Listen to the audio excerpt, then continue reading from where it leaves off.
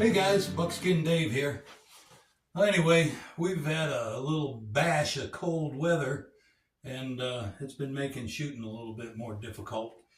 You know, when it's cold out there and you're shooting, it's kind of like trying to hold on a piece of dry ice. It's pretty hard to shoot pistols and stuff. Anyway, so I've been doing a lot of stuff. You know from previous videos that I was working on my tongue and groove job up there, and yesterday, as a matter of fact, I built the cupboard door that I had planned to make, and I just got to finish that off a little bit today. But it's been a lot nicer working inside the last week, and it feels like we're climbing out of it, although today is kind of, I don't know what it's going to do today. It might snow. Anyway, one of the other projects that I mentioned that I was doing was getting an emergency power supply to this house because we lose power kind of often. When I say often, I mean more than a lot of people, but probably not a whole lot, but enough. And it's usually in bad weather. When I lived at the other house, our power comes over the hill from Montana, over the divide, and comes down into this valley. And during rough winters, up high, if it knocks a power line down, I mean, they're trying to fix it on snowmobiles, so you might be out of power for a little while.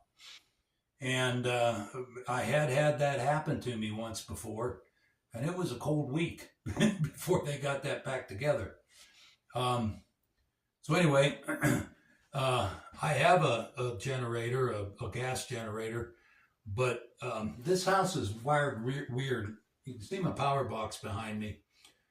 That power box goes directly to the pole, and it feeds this house. All the switches in there for things in this house. I have another power box. Apparently, when they added on to this house before I owned it, they put another power box out there, and they took power off of the meter instead of coming off of the line that this has. They came off the meter. You know, you got to run a power line all the way through the house somewhere. I couldn't go through that other box. So now they come up with these electric generators, and they're starting to work pretty good. This one here, it's a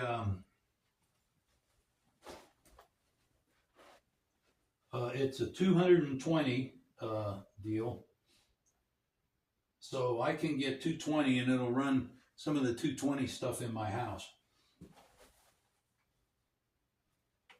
Turn it on. It should be charged. There we go. Yeah, it's got 100% in it. I can charge this.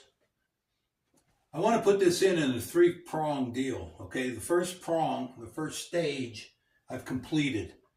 I have a power supply that I can charge off the grid right there next to it with a 110 outlet. Charge it up. If the power goes out, I can run 220 into my box here, and I can have power in my house, so I'm not inconvenienced. And this one here will run, well, when I tested it out, I've got a couple of electric heaters. I may not run those in a thing because I do have a stove, a wood stove. But my biggest thing is my well pump is 220. So should I have a power failure and I want to turn some lights on and have that continue to pump water for me when I need it, I can go into my box, turn off all the switches except the ones that I want to work. Okay.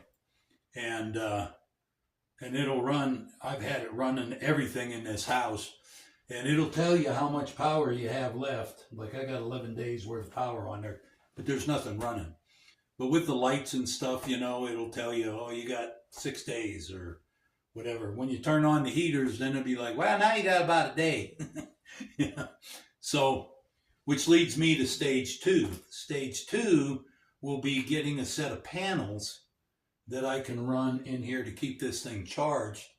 And so this way, if I do have power outage longer than this thing is capable of keeping me in power, I can recharge it using solar panels, because obviously plug won't work anymore because there won't be any power.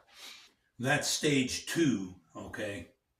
Now stage 3 is I can stack 2 more batteries that look similar to this on top of this and plug them all together. Now I might get more like weeks worth of power out of a charge, okay? And of course, if I have the panels, I pretty much could be off grid if I want to be. And that's not, I'm not turning into one of those off grid people that, you know, I don't care to be off grid. Power bill isn't that bad around here yet, but I'm working that way in case the power goes out for a long time, if there's a big problem. So anyway, I finally got it wired in, and I put, you have to put a safety feature in your box.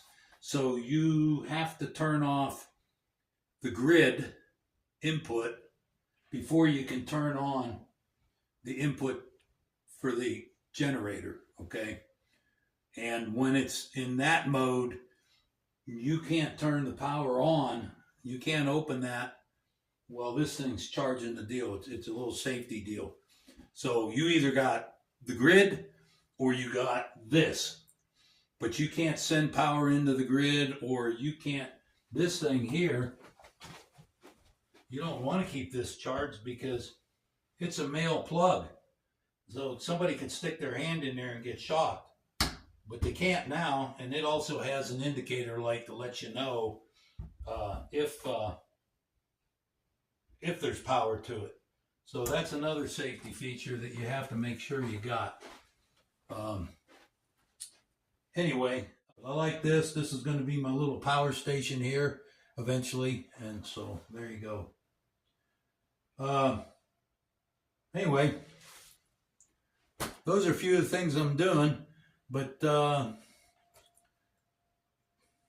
you know, once this weather stays, we're supposed to get in the 40s this next week, so I plan on doing a lot more shooting.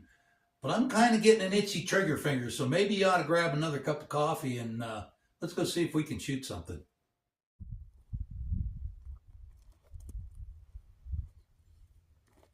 So anyway, you didn't think I was going to admit that much gas on you guys talking about that EcoPro thing without doing just a little bit of shooting. I wouldn't do that to you or myself. Just like I like to practice, you know, shooting my cartridge guns, you know, and holding off hand, or any gun really, holding off hand. The other thing that I like to practice and do once in a while is shoot guns like these muzzleloaders, and then just load with the stuff I have on me. And so to make it seem a little easier and a little bit more natural. So I just got my gong out there about 30 some yards. So let's see if I can still hit it in cold weather.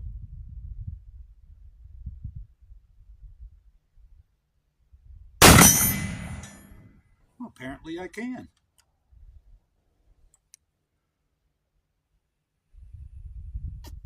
So, in interest of what we were just talking about, so first we got to put powder.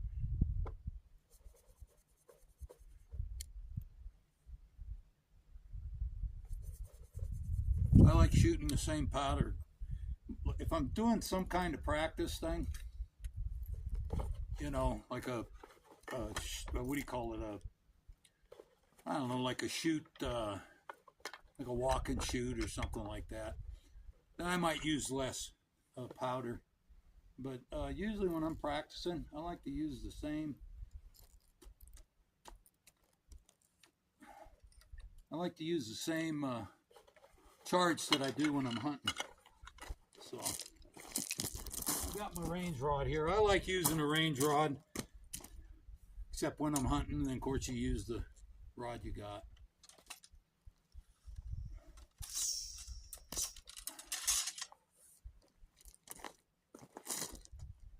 Okay. So this would be out of the bag if I was hunting. This is how I would be doing it. So,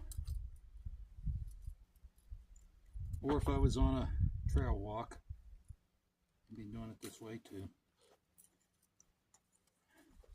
This is the 54 caliber Bridger Plains rifle, much like the one that was made for Jim Bridger by Samuel Hawken. Somewhere in the late 1830s, 39, 40, something like that. It's sure a fun gun to shoot, that's for sure.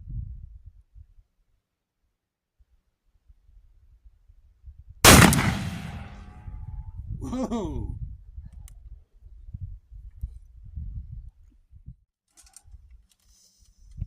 Okay. Anyway, I didn't have the black that I put on my sight, kind of wore off, and I was having trouble seeing the sight, and I'm not making an excuse.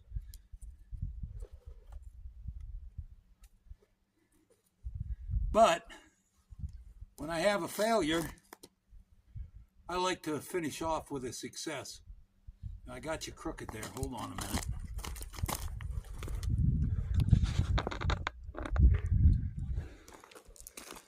So, put a little sight black on. Let's see. You should be able to do better now. Or at least I won't have an excuse, right?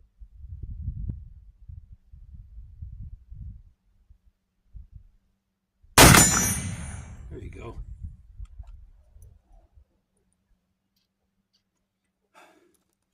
Well, my eyes ain't so good anymore for open sights, but with the right amount of light, I'm in pretty good shape. Let's go in the shop and finish up. Getting cold and it's starting to get windy. Well, the thermometer said it was about 25. We got a little breeze, but like I said before, after a while it turns this metal into like dry ice, and trying to hold it, it just sucks the heat right out of your hands. It makes it just not quite as much fun, you know. But I wanted to get a video out to you, and it's been so cold I haven't been able to do much outside. I mean, we're talking single digits. Yesterday or the day before, I think 21 was the high. So it's been pretty chilly. But I wanted to get a video out, so I wanted to show you what I'm doing. I hope I didn't bore you. But hey, why don't you guys just stay tuned and stop in next time? I'm glad to have you in for a cup of coffee. I enjoy your company. I'll see you next time. Bye-bye.